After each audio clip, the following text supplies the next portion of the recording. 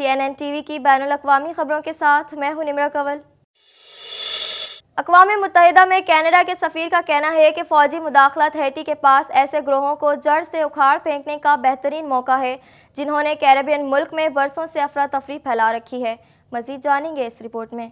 اقوام متحدہ میں کینیڈا کے سفیر کا کہنا ہے کہ فوجی مداخلت ہیٹی کے پاس ایسے گروہوں کو جڑ سے اکھاڑ پھینکنے کا بہترین موقع ہے جنہوں نے کیریبین ملک میں برسوں سے افراتفری پھیلا رکھی ہے۔ رائے نے مداخلت کی مخالفت کرنے والوں کو چیلنج کیا کہ وہ افراتفری کو ختم کرنے کا کوئی اور طریقہ تجویز کریں۔ کینیڈا کے سفیر بابرے نے پیر کے روز جمیکا میں کئی کیریبین رہنماؤں کے ساتھ امریکی وزیر خارجہ اینٹونی بلنکن کے ساتھ ملاقات کی، جس کا مقصد بحران کا حل تلاش کرنا تھا۔ میٹنگ کے بعد ہیٹی کے غیر منتخب وزیر اعظم ایرل ہنری نے عبوری صدارتی کونسل بننے کے بعد اپنا عہدہ چھوڑنے پر اتفاق کیا۔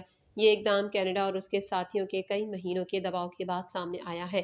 بابرے کا کہنا تھا کہ میں ان لوگوں سے ایک سوال پوچھوں گا جو کہتے ہیں نہیں میں مداخلت نہیں چاہتا، ٹھیک ہے آپ اس مسئلے کو کیسے حل کرنے جا رہے ہیں؟ ہیٹی کی نیشنل پولیس نے قبول کیا کہ انہیں ہماری مدد کی ضرورت ہے۔ بابرے نے کہا کہ کینیڈا کا اخلاقی فرض ہے کہ وہ ہیٹی کو تشدد کے ایک ظالمانہ دور کو ختم کرنے میں مدد کرے اور تشدد، انسانی اسمگلنگ اور منشیات کی اسمگلنگ کو روکنے میں خود غرضی جو گینگ کے بحران سے متعلق ہے۔ ہمیں سیکیورٹی کے بحرانوں کا جواب دینے کے قابل ہونا ہوگا جو ہمارے لیے سب سے اہم ہے اور ہیٹی یقینی طور پر ان میں سے ایک ہے۔ ایک نئے سروے سے پتہ چلتا ہے کہ نصف سے کم کینیڈین اس بات پر یقین رکھتے ہیں کہ اوٹاوا کا سوشل میڈیا سائٹس کو ریگولیٹ کرنے کا منصوبہ پلیٹ فارمز کو محفوظ بنائے گا۔ مزید جانیں گے اس رپورٹ میں۔ ایک نئے سروے سے پتہ چلتا ہے کہ نصف سے کم کینیڈین اس بات پر یقین رکھتے ہیں کہ اوٹاوا کا سوشل میڈیا سائٹس کو ریگولیٹ کرنے کا منصوبہ پلیٹ فارمز کو محفوظ بنائے گا۔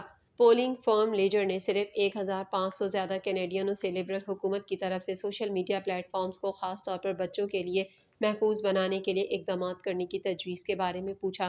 جواب دہندگان میں سے نصف کا کہنا ہے کہ وہ آزادی اظہار کے تحفظ کے لیے حکومت کی صلاحیت سے محتاط ہیں، جبکہ اکثریت کا کہنا ہے کہ وہ نفرت انگیز تقریر کے جرائم کے لیے سخت سزائیں متعارف کرانے کے لیے اس کی متنازع تجویز کی حمایت کرتے ہیں۔ ناقدین متنبہ کرتے ہیں کہ سخت سزائیں متعارف کرانے سے تقریر کی آزادی کو ٹھنڈا کیا جا سکتا ہے، جبکہ محکمہ انصاف کے حکام کا کہنا ہے کہ قانون کا اطلاق صرف انتہائی سخت تقریر پر ہوگا۔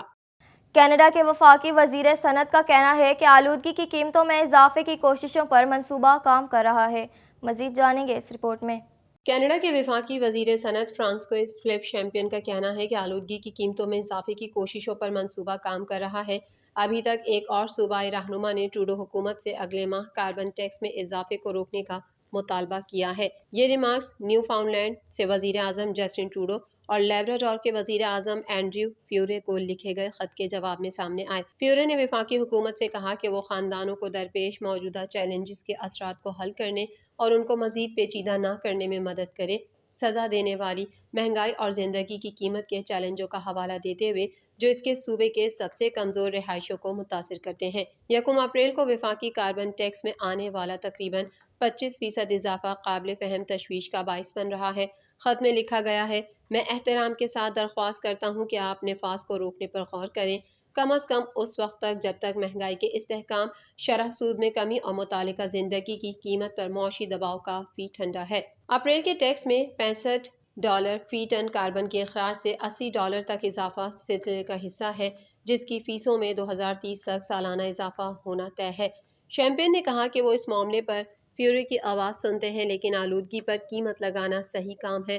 انہوں نے کہا کہ یہ مستقبل میں سرمایہ کاری ہے، منصوبہ کام کر رہا ہے، یہ کینیڈینوں کی جیبوں میں مزید رقم لانے والا ہے اور ہم اسے جاری رکھیں گے۔ فیورے کے خط کا بھی جواب دیتے ہوئے نائب وزیر اعظم اور وزیر خزانہ کے دفتر کے ترجمان نے لکھا کہ کاربن کی قیمتوں کے ذریعے اخراج میں کمی ہماری برادریوں کی حفاظت کا سب سے زیادہ سرمایہ کاری کا مؤثر طریقہ ہے اور کینیڈا کاربن ریبیٹ کو نوٹ کیا جو قابل استطاعت چیلنجوں سے نمٹنے کے لیے موجود ہے۔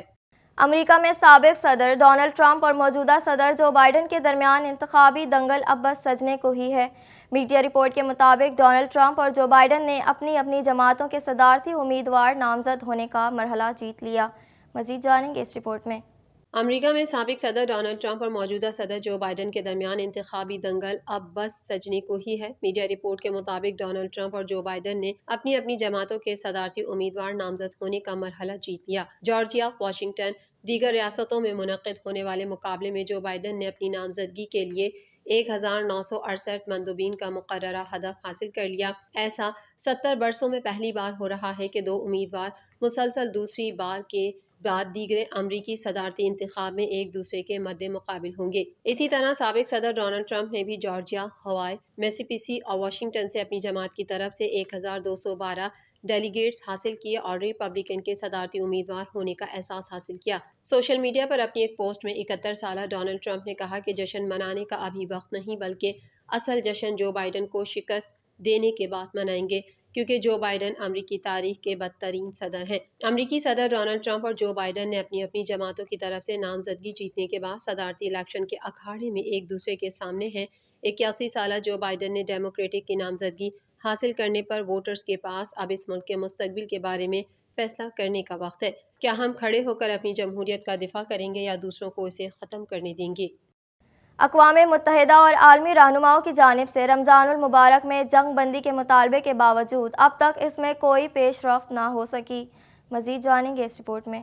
ماہ سیام میں بھی اسرائیل کی جانب سے مسلسل بمباری اور فائرنگ کا سلسلہ جاری ہے۔ گزشتہ 24 گھنٹوں میں اسرائیلی بمباری کے نتیجے میں 72 فلسطینی شہید ہو گئے۔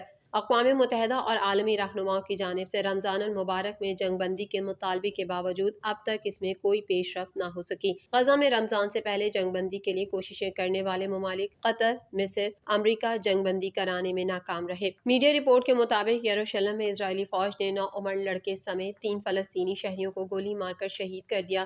زیتون محلہ میں اسرائیلی حملے میں خواتین اور بچوں سمیت متعدد شہری شہید ہوئے۔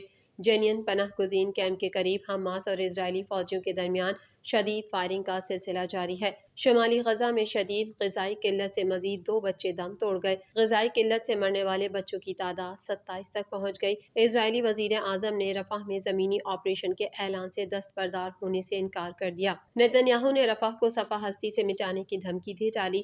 اس فیصلے پر امریکی صدر جو بائیڈن نے شدید ردعمل کا اظہار کرتے ہوئے کہا کہ نتن یاہو پہلے رفح کے 10 لاکھ بے گھر افراد کے لیے مناسب بندوبست کریں، بے گھر فلسطینیوں کے لیے حفاظتی اقدامات کے بغیر حملہ نہ کیا جائے۔ مشیر برائے امریکی قومی سلامتی جیک سلیوان نے پریس بریفنگ میں خبردار کیا کہ رفح پر چڑھائی کی صورت میں اسرائیل کے لیے جنگ سے منسوب امداد پر کٹ لگ سکتا ہے۔ ادھر امریکہ نے غزہ میں 6 ہفتے کی جنگ بندی کے نئے معاہدے کا مطالبہ کر دیا۔ امریکی وزیر خارجہ انٹونی بلنکن نے کہا کہ غزہ میں دردناک انسانی صورتحال کے پیش نظر اضافی امداد بھجوا رہے ہیں۔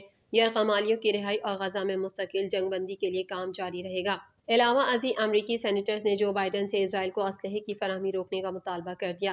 اسی حوالے سے برنی سینڈرز سمیت 8 امریکی سینیٹرز نے امریکی صدر جو بائیڈن کو خط لکھ دیا۔ خط میں مطالبہ کیا گیا کہ امریکہ اسرائیل پر امداد کی ترسیل میں رکاوٹ نہ بننے پر دباؤ ڈالے۔ دوسری جانب آسٹریلیا نے بھی اسرائیل کو جنگ میں اپنی پالیسیاں تبدیل کرنے پر زور دیا ہے۔ واضح رہے کہ 7 اکتوبر سے غزہ پر اسرائیلی حملوں میں کم از کم 31,184 فلسطینی شہید اور 72,889 زخمی ہو چکے ہیں۔ TNN ٹی وی کے نیوز بلیٹن سے فی الحال اتنا ہی۔ اپنی میزبان نمرہ کنول کو دیجیے اجازت۔ اللہ حافظ۔